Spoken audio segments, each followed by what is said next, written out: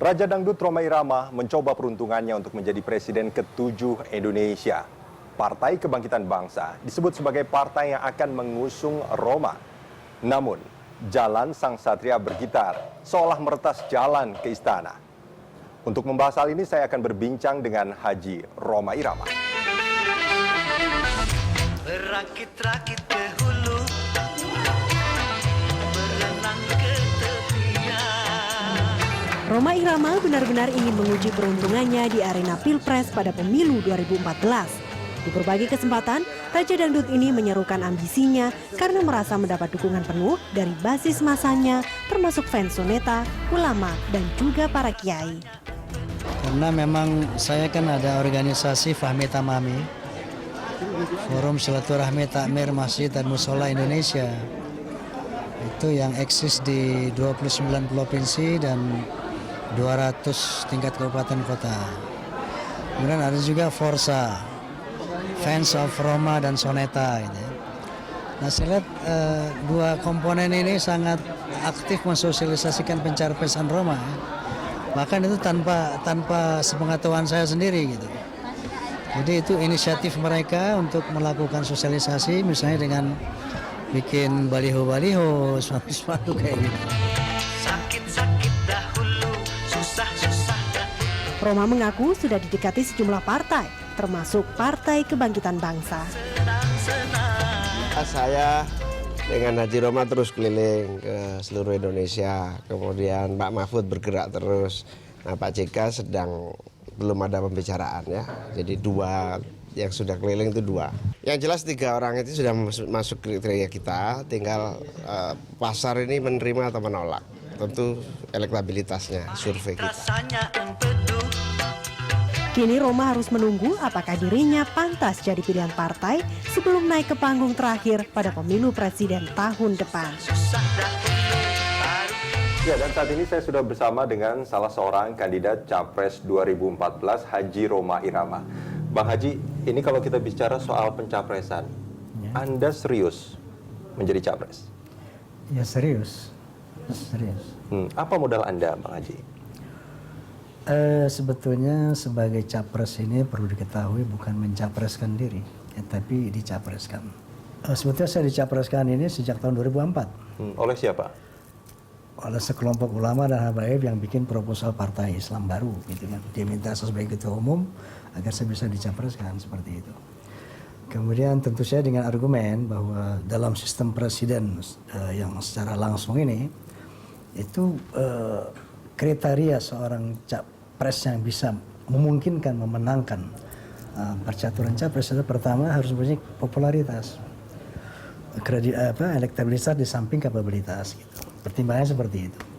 Dan mereka yang menilai bahwa di samping seorang seniman, seorang politisi, seorang ulama, membuat saya transformasi, proses transformasi tidak perlu saya gunakan dari seniman ke politik. Karena yang namanya politik, agama, dan seni itu 3-in-1 di dalam kehidupan saya. Ya. Tidak Anda bisa melihat bagaimana visi misi politik saya dalam lagu-lagu saya. Gitu ya. Oke. Bang Haji, kalau kita melihat kan sejumlah lembaga survei tidak menempatkan Bang Haji sebagai salah satu calon unggulan dalam survei mereka. Ya. Bagaimana tanggapan Anda? Ya itu hak mereka, setelah mereka, dan saya tidak pernah care tentang survei. Anda merasa didiskriminasikan nggak dalam hal ini? Ya enggak juga lah. Tapi kan popularitas dan elektabilitas juga penting menurut Anda tadi. Ya saya rasa saya mengalir saja ya. Saya juga tidak mengandalkan survei. Karena juga saya tidak punya uang untuk melakukan survei gitu kan. Jadi silakan saja gitu. Ya. Undang-undang kita mewajibkan seorang capres itu diajukan oleh partai politik. Apa kendaraan Anda? Selama ini PKB. Ya. Jadi saya telah membuat komitmen sama PKB bahwa PKB mencapreskan Rhoma ke depan gitu 2014. Dan itu sudah ditegaskan oleh partai. Saya rasa begitu. Kalau enggak kan kita tidak melakukan sosialisasi sejauh ini. Gitu. Iya. Selain PKB, Anda juga pernah mengatakan ada partai lain yang melirik Anda untuk menjadi capresnya. Saya rasa secara formal nggak ada, tapi secara informal, karena umumnya teman-teman politik saya kan banyak di partai-partai mana ya. Saya pernah di P3, saya pernah di Golkar. Teman-teman saya banyak di Demokrat, jadi dialog-dialog mengenai kemungkinan itu secara informal memang ada gitu. Ya, kalau itu partai-partainya partai-partai berbasis agama atau juga partai-partai nasionalis yang pernah Ya, berbasis menawarkan ini? agama ataupun yang nasionalis gitu. Ya, Bang Haji, ini kalau kita bicara soal PKB, mereka juga mengatakan ada kandidat lain sebetulnya. Ada Mahfud MD, ada Yusuf Kala sebetulnya. Apa yang membuat Anda merasa memiliki poin lebih dari kedua kandidat itu? Saya nggak pernah merasa lebih dari siapapun ya. Yang pasti yang saya tahu bahwa selama ini PKB berkomitmen dengan saya untuk mencapreskan. Dan itu dibuktikan oleh DPP dengan mengadakan rolling show ya, ke seluruh Indonesia dengan meresmikan posko-posko pencapresan gitu kan. Nah di situ saya lihat keseriusan mereka bahwa mereka serius dalam pencapresan ini gitu.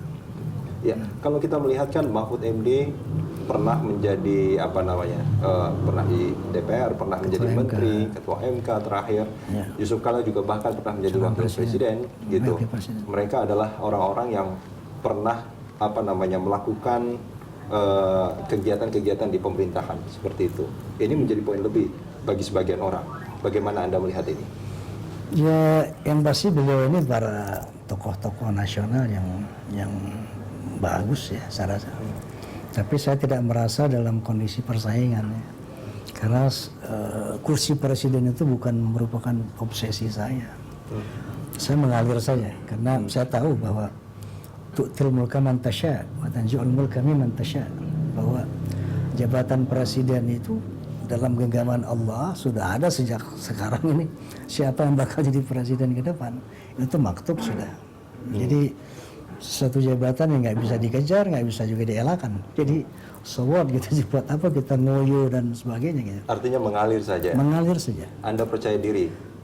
Ya harus optimis harus, ya. Karena pesimistis itu dosa gitu. Di sisi lain, Anda juga pernah mengatakan bahwa jabatan presiden itu musibah. Ya, Tapi betul. mengapa Anda ingin menjadi capres? Karena satu keterpanggilan. Saya melihat bahwa bangsa ini semakin hari semakin jauh dari nilai-nilai ketuhanan, semakin jauh dari nilai kemanusiaan, dari persatuan, dari keadilan sosial, dari musyawarah. Ya. Indikasinya bahwa tidak ada satu hari kita lihat di media masa tanpa caci maki, hujat menghujat antara elit politik misalnya. Tidak ada anarkisme ya satu hari yang dilakukan oleh berbagai macam komponen bangsa gitu ya. Tidak ada satu hari kita lihat di media tanpa adanya konflik horizontal. Ada satu lagi yang membuat keterpanggilan saya bahwa ada perintah Allah. Wal takum minkum ummatun yad'una ilal khair wa ya'muruna bil ma'ruf wa yanhauna 'anil munkar. Hendaklah ada di antara kamu orang-orang yang dengan sungguh-sungguh menegakkan kebenaran, mencegah kemungkaran. Seperti itulah. Itu saya rasa keterpanggilan saya.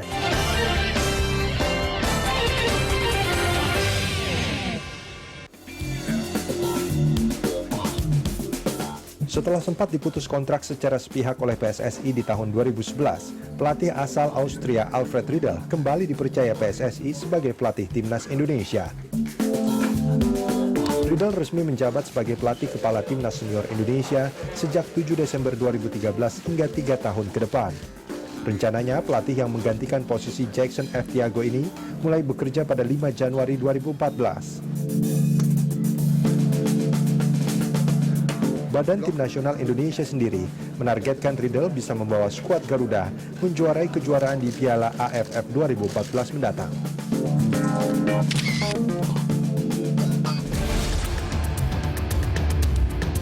Sedikit teka-teki seputar siapa Sylvia Soleha alias Bupur dibuka mantan Direktur PT Anak Negeri Mindo Rosalina Manulang. Saat bersaksi di pengadilan Tipikor dengan tersangka Deddy Kusdinar, mantan pegawai Nazarudin ini mengaku mengenal Bu Pur sebagai kepala rumah tangga Cikias. Mindo mengetahui hal itu saat meminta jatah penyediaan alat proyek Hambalang. Menurut Mindo, proyek Hambalang menarik perhatian banyak kalangan, termasuk Bu Pur yang memesan pengadaan alat melalui mantan Sesmenpora, Wafid Muharam. Saya melapor ke Pak Wafid, ya udah Pak Wafid yang 10M tidak usah kembali, tapi kita pengen pengadaan alat prasarana di Hambalang kita yang ngambil. Mohon maaf Bu Pur sudah kesini. Gitu. Bupur sudah ke situ ya? Iya. Ke perusahaan Anda gitu ya? Bukan, maksudnya sudah ke Pak Wafid bahwa peralatan itu Bu Pur juga pengen gitu. Jadi saya laporkan, saya bilang Bu Pur itu siapa Pak? Saya bilang dia dari kepala rumah tangga Cikias, sampaikan aja Pak Bos, saya sampaikan ke Pak Najar.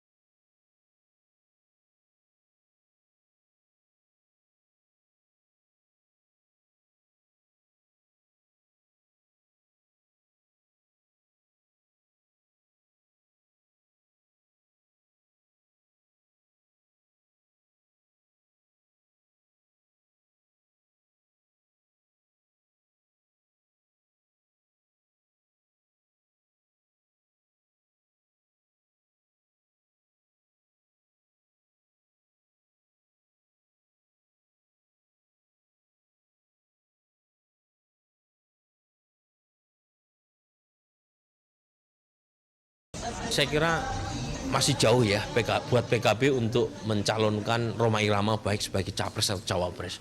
Yang saya baca justru PKB sedang memanfaatkan Rhoma Irama alih-alih untuk mencapreskan. Ya, PKB sedang melakukan upaya rebranding dengan memakai Rhoma Irama dan tokoh-tokoh lain. Bang Haji, di sebuah kesempatan Anda juga mengatakan bahwa Anda dan Jokowi itu merupakan pasangan yang ideal. Apa yang membuat Anda merasa cocok dengan Jokowi? Saya tidak pernah mengatakan itu. Gitu ya. Ketika itu, seingat saya sedang mengadakan kuliah umum di Universitas Negeri Jakarta. Memang ada pertanyaan mengenai Jokowi.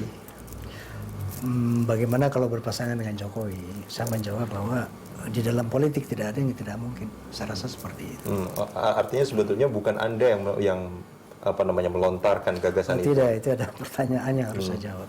Tapi kemungkinan itu memang juga menjadi sangat terbuka menurut Anda. Saya rasa saya belum mulai berpikir ke sana ya, karena kita harus konsentrate kepada presidential threshold 20% kursi DPR. Saya rasa itu tahapan pertama gitu.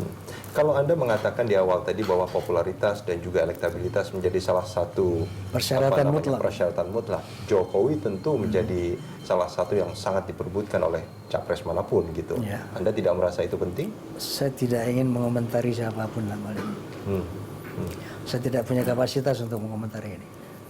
Oke, artinya kalau Anda akan menjadi seorang capres, kandidat seperti apa yang akan Anda pilih sebagai cawapres? Saya juga terlalu dini ya untuk bicara itu ya. Bahwa kita bagaimana memenangkan PKB mencapai 20% kursi DPR. Saya rasa itulah yang pertama. Itu yang menjadi penting saat ini? Iya, secara konsentrasinya ke sana. Ya, di sisi lain tadi Anda mengatakan bahwa sebetulnya PKB sudah mencalonkan Anda sebagai capresnya. Tapi pada kesempatan yang lain, PKB juga mengatakan sebetulnya belum ada secara fix diluncurkan capres dari PKB. Anda tidak melihat bahwa ini sebetulnya dalam tanda kutip Anda dimanfaatkan untuk popularitas partai? Saya rasa buat saya nothing tulus ya. Apapun yang terjadi, saya ikhlas saja. Saya katakan sekali lagi bahwa saya tidak tengah berobsesi untuk mencapai kursi presiden. Karena kursi presiden itu satu takdir, kedua memang musibah. Itu kita bukan buat berfoya-foya di sana. Kita begitu sampai di sana itu tugas-tugas yang teramat sangat berat dan besar harus kita laksanakan.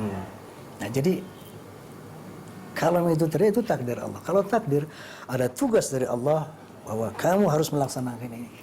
Ada keterpanggilan sebetulnya, tanggung jawab pastilah, iya. Karena firman Allah tadi kan kita diperintah untuk dengan sesuai dengan kapasitas kita untuk melakukan perbaikan-perbaikan gitu. Iya, Bang Haji tadi di awal Anda pernah menyebutkan, Anda sempat menyebutkan beberapa permasalahan. Apa yang paling besar sebetulnya, permasalahan paling besar yang sedang dihadapi oleh bangsa ini dan itu harus diselesaikan? Yang pertama secara seluruh bangsa ini urgensinya adalah bagaimana mengutamakan ekonomi karena perut ini nggak bisa nunggu gitu kan. Kata fakru ayakuna kufra, kata Nabi, kemiskinan itu bisa menimbulkan kekufuran, bisa menimbulkan bencana yang macam-macam, kerusuhan dan sebagainya. Jadi artinya siapapun presiden ini harus mengacu kepada prioritas bagaimana membangun ekonomi, merecovery ekonomi kita yang memang sekarang dalam kondisi multi defisit. Defisit perdagangan, defisit neraca berjalan dan defisit pembayaran, defisit APBN bahkan. Ini harus diperjuangkan oleh seorang presiden gitu kan. Tentu yang kedua secara simultan kita harus membenahi moral. Karena seperti saya katakan tadi dengan indikator-indikator bahwa maraknya anarkisme, konflik horizontal ini menunjukkan kita tengah berada pada degradasi moral yang amat parah gitu ya. Nah untuk itu kita harus mengembalikan bangsa ini kepada mengamalkan dan melaksanakan Pancasila gitu ya di dalam kehidupan berbangsa dan bernegara. Yang selama ini saya melihat Pancasila just slogan saja gitu ya, belum membumi, belum terimplementasi gitu sehingga kita bangsa yang Pancasila itu seperti apa sih gitu ya. Nah ini yang harus kita tegakkan sehingga kita betul-betul menjadi bangsa yang yang bermoral, berpancasila, berketuhanan, berkemanusiaan yang beradab gitu. Mengapa harus menjadi capres gitu? Itu tanggung jawabnya besar dan resikonya juga sangat tinggi Ya. gitu. Sekarang ini sebagai pemimpin saya sudah pemimpin bangsa ya, karena dengan dakwah saya jadi imam itu informal leader ya. So, memberikan pengarahan kepada anak bangsa, kepada umat harus begini, harus begini, itu informal leader. Nah, tetapi akan lebih efektif ketika kita menjadi formal leader gitu ya. Nah, jadi inilah barangkali yang harus kita lakukan ketika kita melihat satu situasi dan kondisi yang harus kita turun itu, keterpanggilan itu tadi. Bahwa ternyata informal leader tidak cukup efektif untuk memperbaiki bangsa. Harus secara formal gitu. Ya, walaupun mungkin tidak cukup efektif, Anda telah menginspirasi banyak orang Ya. dengan lagu, dengan dakwah Anda menginspirasi banyak orang. Insyaallah. Menjadi capres itu, Anda justru akan dikritik banyak orang. Ya. Mungkin juga bahkan dicaci maki oleh banyak orang. Ya. Saya rasa tidak ada seorang pemimpin besar di dunia ini termasuk para nabi yang tidak dicaci. Ya. Rasulullah dihina bahkan sudah meninggal masih dicaci. Yesus bukan lagi dicaci, bahkan dibunuh, disalib menurut keyakinan orang Kristen gitu kan. Saya rasa itu caci maki, hujatan satu hal yang memang sunatullah ya, dan harus kita hadapi sebagai sesuatu yang logis, yang wajar.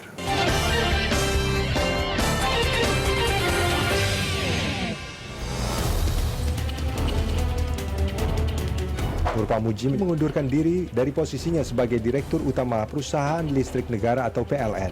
Nur Pamuji menyampaikan pengunduran dirinya kepada Menteri Negara BUMN Dahlan Iskan lewat pesan singkat telepon genggamnya pada 12 November lalu. Kabarnya Nur Pamuji kecewa dengan langkah Kejaksaan Agung mengusut kasus korupsi di tubuh perusahaan yang dipimpinnya, yakni proyek pengadaan turbin pembangkit listrik tenaga gas di Belawan, Medan periode 2007-2009 dan proyek pemeliharaan turbin tahun 2012.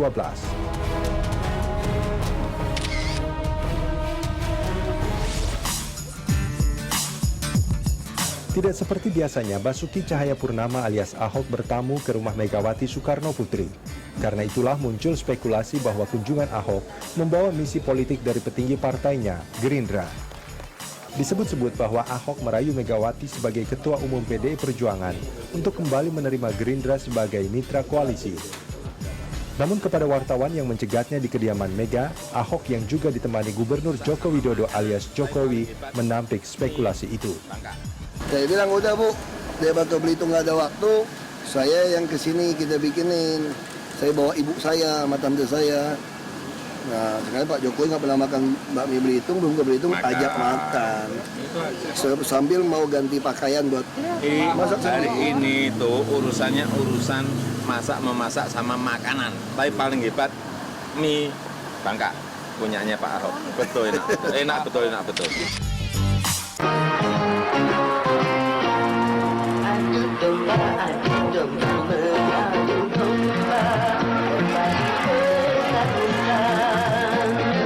Sederet kontroversi mewarnai perjalanan Rhoma Irama. Pernyataan Rhoma Irama tentang pembubaran Mahkamah Konstitusi menuai reaksi dari publik.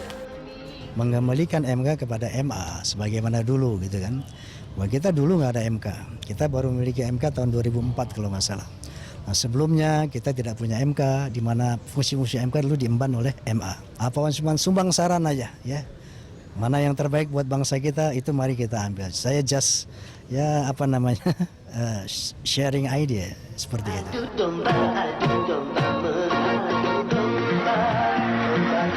Bulan Juli 2012, Rhoma juga menuai kontroversi ketika dalam salah satu ceramahnya melarang warga Jakarta memilih calon non-muslim pada Pilkada DKI Jakarta. Kala itu, Joko Widodo bersama Basuki Cahayapurnama maju sebagai pasangan calon gubernur dan wakil gubernur DKI Jakarta. Bang Haji, ada satu pernyataan Bang Haji juga yang menjadi perdebatan soal pembubaran MK. Apa latar belakangnya Bang Haji sampai bicara itu? Sebetulnya melatar belakang ini sebuah keprihatinan, kekhawatiran ya. Di mana terjadi sebuah public distrust yang sangat kuat ketika MK ketuanya yaitu saat itu melakukan satu tindak pidana korupsi dan pencucian uang. Sementara MK ini kan sebuah benteng terakhir lah dari penegakan hukum kita yang betul-betul dikatakan setengah dewa gitu ya, di mana orang bergantung di sana bisa menegakkan keadilan sebetulnya. Yang keputusannya final and binding ternyata seperti itu gitu ya. Ini menimbulkan public distrust yang sangat kuat sehingga terjadi contempt of court di sana, perusakan Mahkamah Konstitusi seperti itu. Ini indikator yang bahwa sekali lancung ke ujian seumur hidup orang tidak percaya. Mungkin ini bisa berlaku kepada MK gitu ya. Oleh karena itu Presiden melihat ini sebuah kegentingan yang memaksa sehingga beliau perlu menurunkan Perpu. Nah ini Perpu adalah sebuah solusi, buat saya not the only solution gitu ya. Nah saya berpendapat ada solusi lain gitu ya. Untuk melebur MK ini ke dalam MA. Karena di dalam Undang-Undang Dasar hasil amandemen saya melihat di dalam misalnya bab 9 tentang kekuasaan kehakiman. Ada pasal 24A dan 24C tentang MA dan MK. Di sana saya melihat ada secara fungsional ada kesamaan walaupun secara kualitatif berbeda bobotnya. Misalnya di sana ayat 1 berbunyi bahwa MK berwenang untuk mengadili tingkat pertama dan terakhir. MA juga berwenang untuk mengadili tingkat kasasi. Yang kedua, MK menguji undang-undang terhadap undang-undang dasar. Sementara MA menguji peraturan perundang-undangan di bawah undang-undang terhadap undang-undang. Bla bla bla bla bla. Dalam hal ini ada kesamaan. Ini saya rasa bisa. Ada tanggapan sinis dari orang-orang yang Bang Haji bilang ahli hukum ini menyebut katanya Bang Haji ini tidak paham undang-undang katanya. Ya, nah ini boleh saja ya. Bahwa saya katakan tadi cemoohan, pro kontra itu sunatullah lah, sesuatu yang biasa. Tapi yang pasti tanpa tendensi apapun, secara tulus saya mengumpulkan ide-ide ini. Ya. Kemudian nanti yang mengelola itu para ahli hukum sendiri. Bagaimana kemungkinannya seperti apa gitu. Saya just melemparkan ide saja, tidak lebih dari itu. Anda tidak melihat sebetulnya ini permasalahan moral sebetulnya. Satu orang di MK yang melakukan itu. Ya, saya rasa begini. Ada juga orang berkata, apakah kalau nanti anggota DPR korupsi apa DPR yang mesti dibubarkan? Apakah kalau MA korupsi satu anggota MA? Tidak. Trias politika ini suatu sistem yang nggak bisa dibubarkan. Itu namanya trias politika ini mutlak keberadaannya. Kalau MK, YK itu kan KY misalnya, itu saya rasa lembaga-lembaga mendatang yang nggak ada. Seandainya ini bubar pun misalnya, negara tetap jalan. Tapi kalau DPR yang dibubarkan, negara bubar gitu. Atau MA yang dibubarkan, negara bubar gitu. Ya. Tapi kalau kita melihat juga sebelum periode yang kemarin ini, MK luar biasa sebetulnya kredibilitasnya di mata masyarakat. Pada zaman Pak Jimli, pada zaman Pak Mahfud bahkan menjadi salah satu lembaga yang menjadi tempat masyarakat untuk bisa bersandar. Bagaimana menurut Anda? Mari kita kembalikan public trust ini kepada prestasi yang lalu. Mari kita kembalikan. Sebetulnya itu poinnya. Apakah dengan Perpu, apakah dengan mengembalikan fungsi MA, ya, dengan mengakomodir fungsi-fungsi MK gitu, atau seperti apa? Ini para ahli hukum yang mengerti. Tapi yang pasti saya just memberikan ide, apakah ini mungkin ya, untuk sebagai satu solusi. Sebetulnya itu saja. Untuk mengembalikan kepercayaan masyarakat terhadap penegakan hukum di Indonesia. Baik, Bang Haji, terima kasih banyak sudah bersama kami di Bedah Politik. Terima kasih.